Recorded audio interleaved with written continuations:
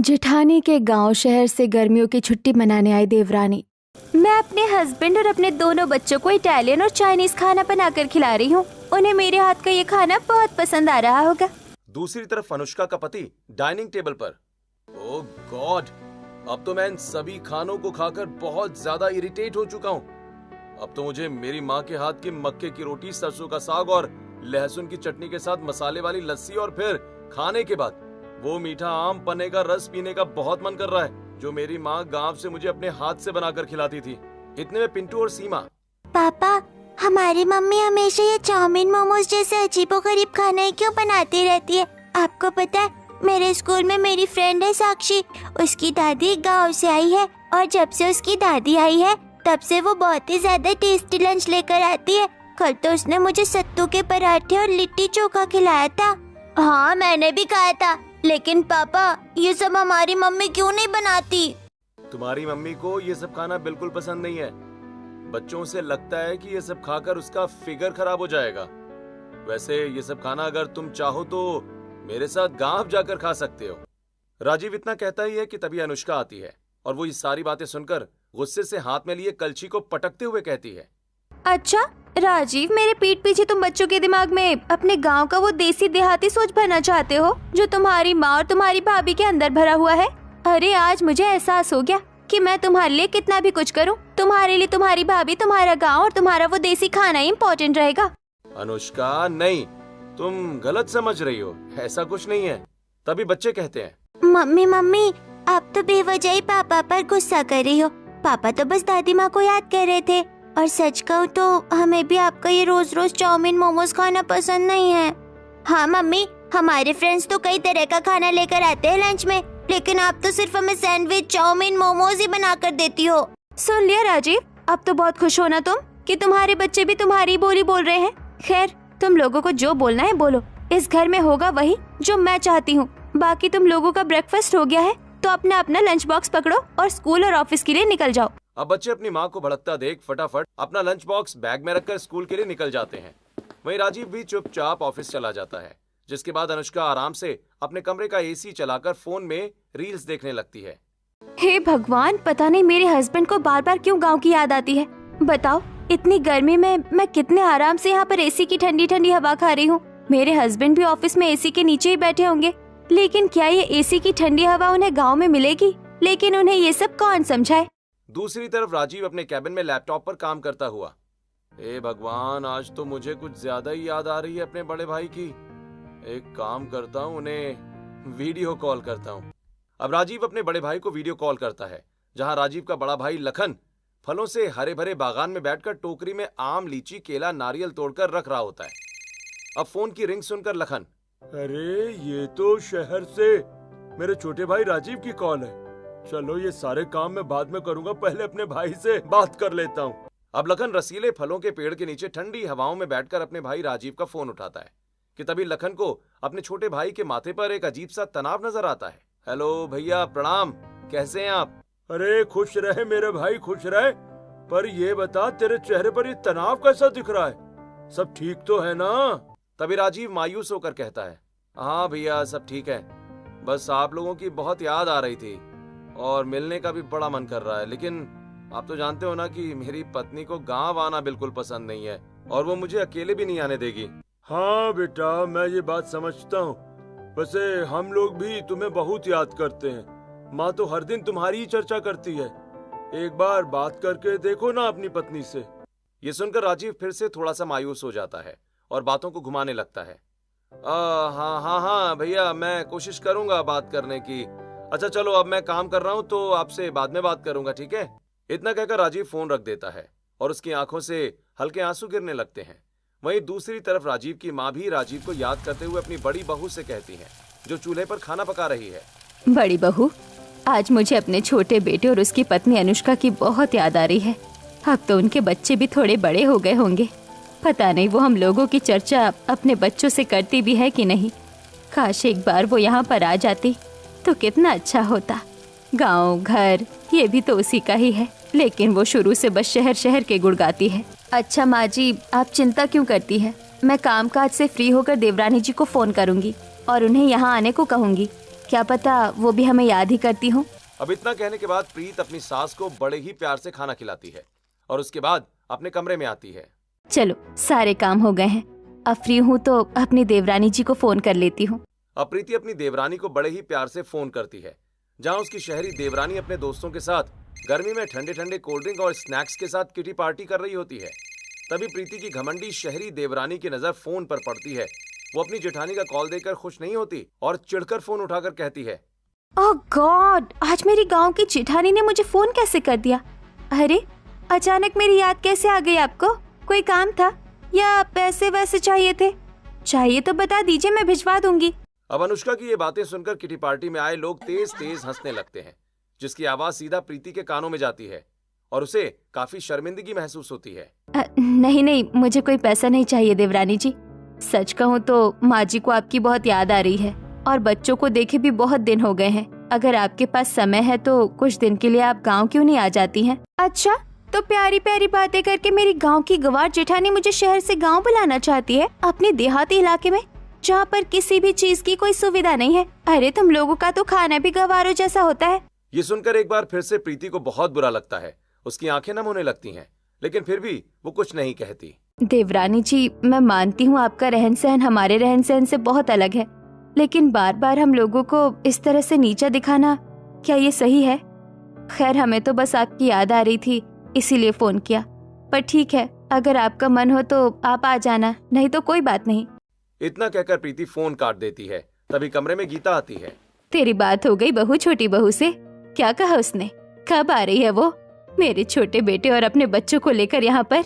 हे भगवान, अगर मैंने माँ जी को सच बताया तो इन्हें भी मेरी तरह बहुत तकलीफ होगी। हाँ माँ जी, देवरानी जी ने कहा है कि उन्हें जैसे ही फुर्सत मिलेगी वो यहाँ जरूर आएंगी। अब ये सुनकर गीता बहुत खुश होती है और अपने कमरे में जाकर वो ये बात अपने पति से कहती है। क्या सच में मेरा छोटा बेटा यहाँ आने वाला है? भाई सुनकर तो बहुत खुशी हो रही है। न जाने कब से उसे और उसके बच्चों को मैंने देखा नहीं है। आप ठीक कह रहे हैं, लेकिन अब आप चिंता मत करिए, क्योंकि अब जल्द ही वो लोग यहाँ अपने गांव आने वाले हैं। अब इसी तरह कुछ हफ्ते और गुजरते हैं और अब धीरे धीरे राजीव की कंपनी फाइनेंशियली तौर पर माइनस में जाने लगती है, जिससे राजीव की मंथली इनकम भी अब कम हो जाती है, जिसके कारण घर में फाइनेंशियल दिक्कत शुरू हो जाती है। तभी एक दिन राजीव और अनुष्का घर पर न्यूज देख रहे होते हैं कि तभी उन्हें न्यूज चैनल पर सिलेंडर को लेकर हो रहे दंगे फसाद के बारे में पता चलता है। हे भगवान, ये सब क्या हो रहा है?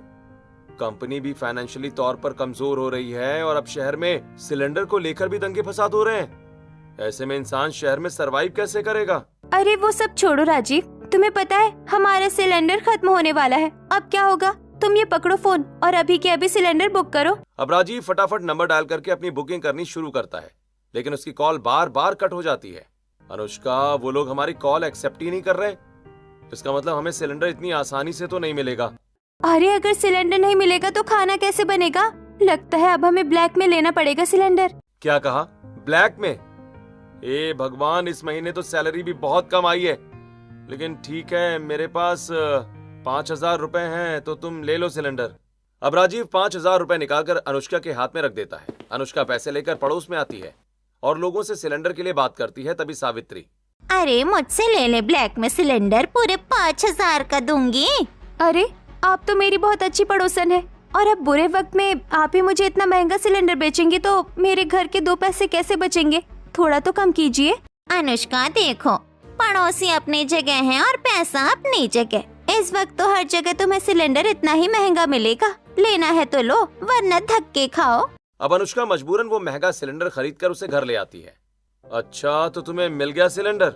चलो, तुम इसे ध्यान से खर्च करना, क्योंकि अभी मेरे पास पैसे नहीं है और मेरी कंपनी भी बहुत लॉस में चल रही है, तो कोशिश करना कि ये 1 महीने से ज्यादा ही चले। और हाँ सुनो, राशन भी लिमिट से इस्तेमाल करना, क्योंकि सुनने में आया कि खाने पीने की चीजों के रेट भी बढ़ जाएंगे। अब राजीव अनुष्का को सारी बातें समझा देता है, लेकिन मॉडर्न अनुष्का अपनी ही धुन में होती है। वो बड़ी ही लापरवाही के साथ सिलेंडर का इस्तेमाल करती है। वो जब भी खाना बनाती, उस खाने को ओवर कुक करके सारा खाना जला देती। कभी गैस ऑन करके वो फोन पर रील्स बनाने लगती, जिससे गैस की बहुत बर्बादी होती है। अब कुछ ही हफ्तों में अनुष्का के बच्चों की स्कूल की गर्मी की छुट्टियां भी पड़ जाती हैं, जिस वजह से बच्चे 24 घंटे अनुष्का के साथ घर में रहकर अनुष्का को स्नैक्स बनाने को कहते हैं। तो कभी उसको अपने साथ खेलने के लिए जिद करते हैं, जिससे अनुष्का इरिटेट होकर कहती है, चुप करो तुम दोनों। एक तो सिलेंडर खत्म हो गया है, ऊपर से तुम दोनों ने नाक में दम करके रख दिया है। कभी कभी तो मेरा मन करता है कि मैं तुम्हें स्कूल से निकालकर हॉस्टल में भेज दूं।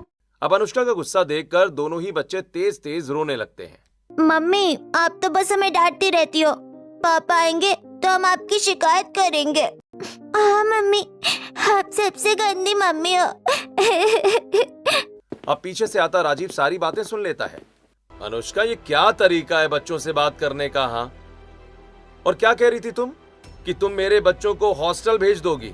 अरे तुमने मुझे मेरे माँ बाप से दूर कर दिया, ये कम है क्या जो अब मेरे बच्चों को भी मुझसे दूर करना चाहती हो तुम? अरे अगर तुम्हें इतनी ही प्रॉब्लम हो रही है तो मैं अपने बच्चों को लेकर गांव चला जाता हूँ। हाँ, घुमा फिरा कर तुम्हें गाँव की ही तो याद आती है, और कुछ तुम्हें दिखता ही कहाँ है। तो और कहाँ लेकर जाऊं बच्चों को? तुम्हें पता नहीं है क्या कि गैस के साथ साथ पेट्रोल के दाम भी बढ़ गए हैं। पेट्रोल की भी अकाली हो रही है। कहीं भी जाने आने के लिए हमें गाड़ी में पेट्रोल डलवाना ही पड़ेगा, जिसकी कीमत आसमान छू रही है। कई पेट्रोल पंप तो बंद हो गए। और तुमने जो अभी ये सिलेंडर खत्म किया है ना, मेरे पास सिलेंडर खरीदने के अब पैसे नहीं है। मेरी बात मानो अनुष्का, जब तक शहर की सिचुएशन ठीक नहीं होती है, इन 2 महीनों के लिए हम अपने बच्चों के साथ गांव चलते हैं। वहां बच्चे भी अपने दादा दादी के साथ खुश रहेंगे और तुम भी थोड़ा बहुत घूम लेना। मैं रिक्वेस्ट कर रहा हूँ यार अनुष्का। अब गुस्से से लाल पीली होती हुई अनुष्का कहती है, ठीक है, फिर चलते हैं गाँव।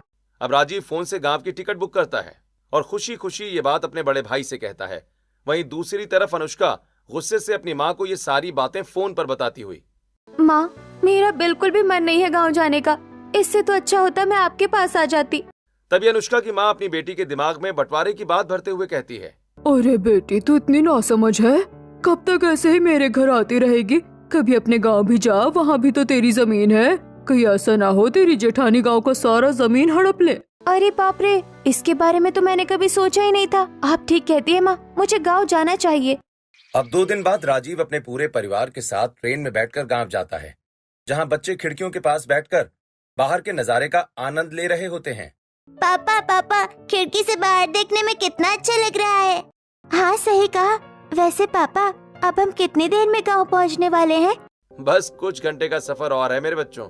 मेरे बच्चे कुछ ज्यादा ही नहीं खुश हो रहे हैं गाँव जाने के लिए। अब कुछ घंटे का सफर तय करके राजीव अपने पूरे परिवार के साथ गांव पहुंचता है, जहां गांव में उसका सुंदर खूबसूरत मिट्टी का घर बना होता है। आंगन में हरी भरी सब्जियां लगी होती हैं और दरवाजे पर राजीव की बड़ी भाभी सबके स्वागत में आरती का थाल लेकर अपने सास ससुर और पति के साथ खड़ी होती हैं।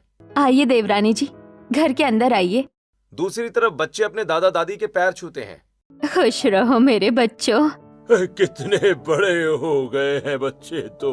वैसे बच्चे तो भाई बहुत खूबसूरत हैं राजीव तेरे। शुक्रिया पिताजी। अरे तो खड़ा क्यों है, अंदर आना।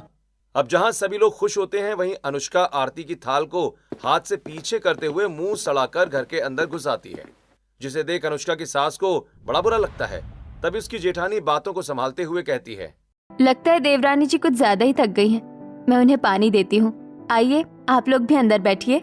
अब सभी लोग आकर सोफे पर बैठ जाते हैं। वहीं प्रीति घर के बाहर लगे हैंडपंप से ठंडा ठंडा पानी ग्लास में भरकर सबके लिए लेकर आती है, जिसे सभी खुशी से पीते हैं।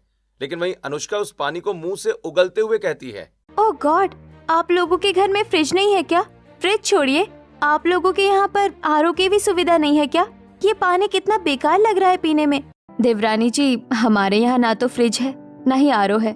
हम लोग तो हैंडपंप का ही ठंडा ठंडा पानी पीते हैं गर्मियों में, और ये पानी भी बहुत स्वच्छ और साफ है। अरे क्यों झूठी बड़ाई कर रही है जेठानी जी? साफ बोलिए ना कि ये सब करवाने के लिए पैसे नहीं है आप लोगों के पास। अनुष्का चुप करो, ये सब क्या बोलती जा रही हो? अरे कोई बात नहीं बेटा, रहने दे। तेरी पत्नी ठीक ही कह रही है, हमारे पास कहाँ इतने पैसे। खैर जाओ बहू, हाथ मुंह धो लो, फिर खाना खा लेना। खाना पीना तो होता रहेगा माँ जी। आप मुझे पहले ये बताइए कि गांव में मेरे हिस्से की जमीन कहाँ है? कहीं मेरे इतने दिनों तक यहाँ पर ना आने के कारण मेरी जेठानी ने उसे हड़प तो नहीं लिया? अब अनुष्का के मुंह से इतने तीखे कड़वे शब्द सुनकर अनुष्का की सास और ससुर के पैरों तले जमीन खिसक जाती है। कैसी बात कर रही हो छोटी बहू? अरे इतने सालों तक तो तुम गांव में झांकने तक नहीं आई, और आज जब इतने सालों बाद यहाँ आई भी हो तो तुम अपना हिस्सा मांग रही हो। हे भगवान, छोटी बहू तो घर में आते ही घर को 2 हिस्सों में बांटना चाहती है। ये सब क्या है अनुष्का? जब से आई हो तब से तुम मेरे परिवार वालों को अपनी बातों से ठेस पहुंचा रही हो। अरे इससे अच्छा होता कि तुम यहाँ पर आती ही नहीं। अरे कोई बात नहीं देवर जी, आप गुस्सा क्यों कर रहे हैं? और देवरानी जी, मैंने आपके हिस्से को हाथ नहीं लगाया है। इस घर में सब कुछ वैसा ही है जैसा आप छोड़कर गई थी, और आप जिस दिन बोलेंगी हम उस दिन घर के बीचों बीच एक दीवार खड़ी कर देंगे। हाँ हाँ ठीक है, मुझे भी बस इतना ही सुनना था, ताकि मैं जब चाहूँ तब इस घर में बंटवारा करके अपना हिस्सा ले सकूं। अब इतना कहकर अनुष्का हैंडपंप के नीचे हाथ मुंह धोने चले जाती है और कुछ देर के बाद घर के आंगन में आती है, जहाँ उसकी जेठानी चूल्हे पर मक्के की रोटी बना रही होती है। ओह गॉड, सो डिस्गस्टिंग! कितना काला धुआं निकल रहा है इस चूल्हे से। आपकी स्किन खराब नहीं होती जेठानी जी? इससे तो अच्छा होता आप घर में सिलेंडर लगवा लेती। तभी प्रीति कहती है, मेरा चेहरा खराब नहीं होता देवरानी जी, और सच कहूँ तो यहाँ पर सब चूल्हे का ही खाना खाते हैं। और वैसे भी आजकल तो सिलेंडर की इतनी अकाली पड़ रही है कि सिलेंडर का इस्तेमाल करने वाले लोग भी अपने घरों में चूल्हा ही जला रहे हैं। अब ये सुनकर अनुष्का दांत पीसकर वहाँ से चली जाती है। अब प्रीति सबको खाना परोसती है, जिसमें मक्के की रोटी, सरसों का साग, चने की दाल, आलू की सब्जी, पूरी, सत्तू के पराठे, लिट्टी चोखा, लहसुन की चटनी और ताजे ताजे फल जैसे अमरूद, लीची, चीकू, आम काट कर रखती है। बाप रे, इतना सारा देसी खाना देखकर तो मन ही खुश हो गया। न जाने कितने सालों के बाद ये सब खाने को मिल रहा है। खा मेरा बेटा, जी भर के खा। कितना खाना है उतना खा। कितना कमजोर हो गया है, लगता है शहर में तुझे ढंग का खाना नहीं मिलता था।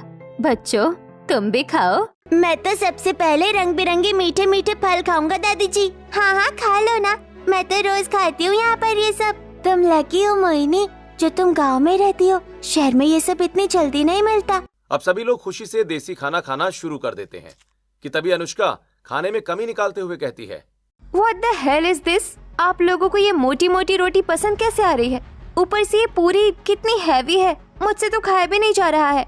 और हर चीज में आपने इतना घी क्यों डाला है जेठानी जी? अरे देवरानी जी, गांव में बिना घी के खाना अधूरा माना जाता है। वैसे आपको खाना नहीं पसंद तो आप ये फल खा लीजिए। गर्मियों में ठंडा ठंडा फल खाने से सेहत ठीक रहती है।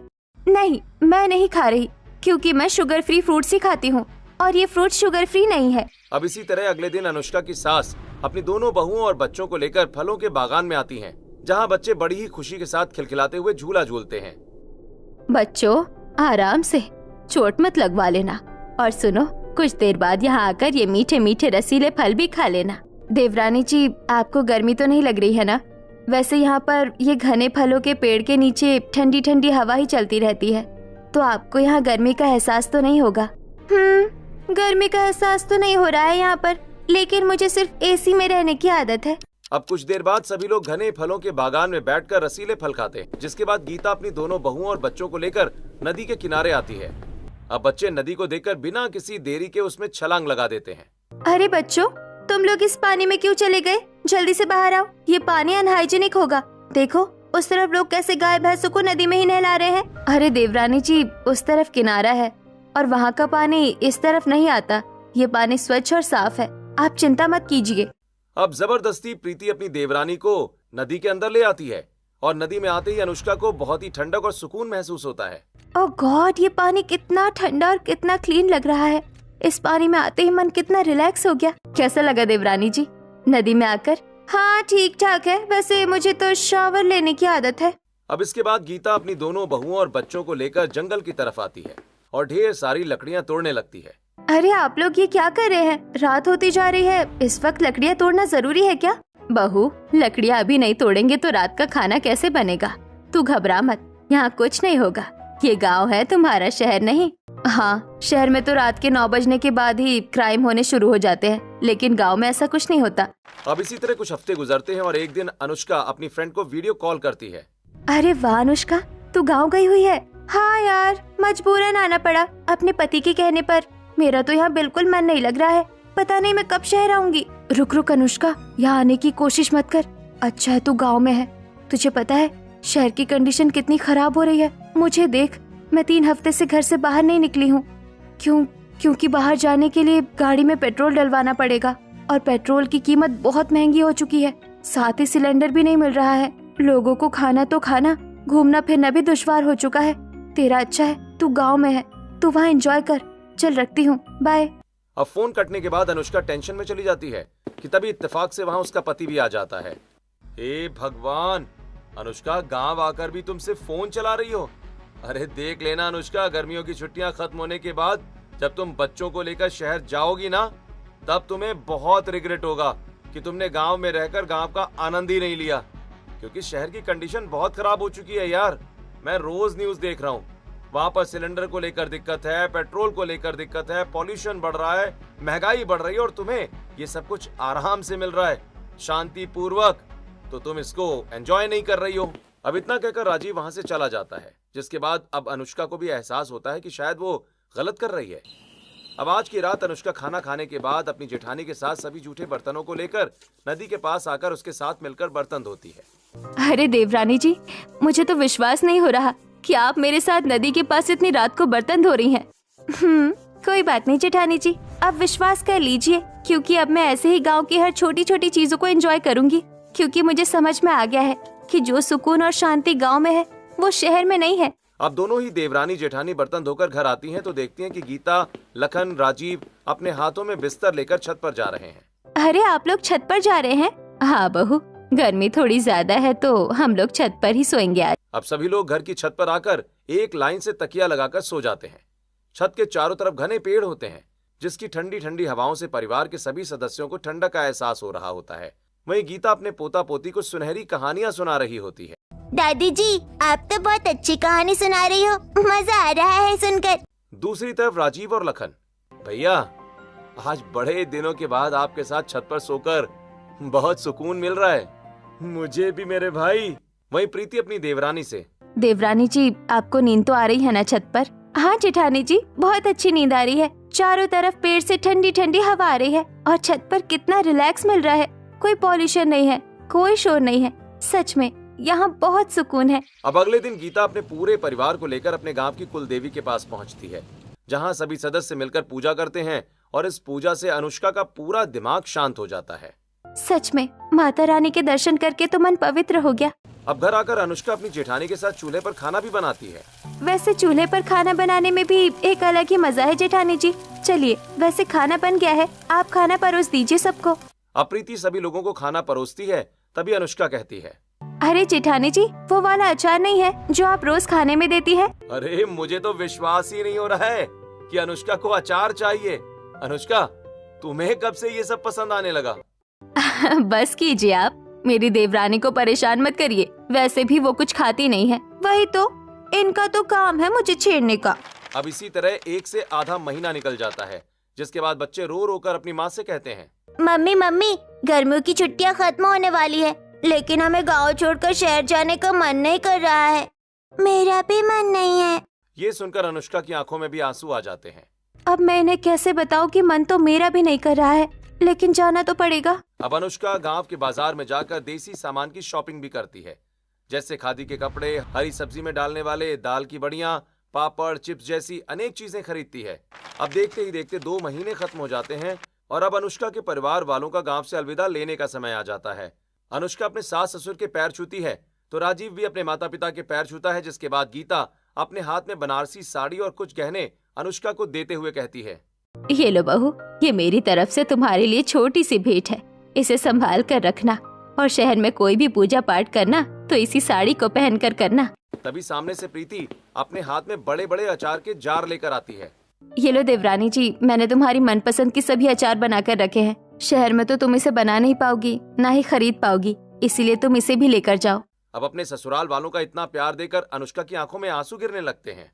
मैं आप लोगों को बहुत गलत समझती थी, लेकिन आप लोग सच में बहुत अच्छे हैं और आप लोगों ने हमें बहुत प्यार दिया है। और मैं कितनी बेवकूफ थी जो मैं इस घर में बंटवारा करना चाह रही थी। मुझे माफ कर दीजिए। देखा, मैंने कहा था ना कि एक बार तुम गांव में घुल मिल गई ना तो तुम्हें गांव और गांव के लोग बहुत अच्छे लगेंगे अनुष्का। हाँ, गांव सच में बहुत अच्छा है और मैं हमेशा ऐसे ही यहाँ आती रहूंगी। भाई ये सुनकर बहुत खुशी हुई बहू। ऐसे ही हमारा परिवार मिलजुल कर रहे और आबाद रहे। ठीक है पिताजी, प्रणाम। अब हम लोग चलते हैं।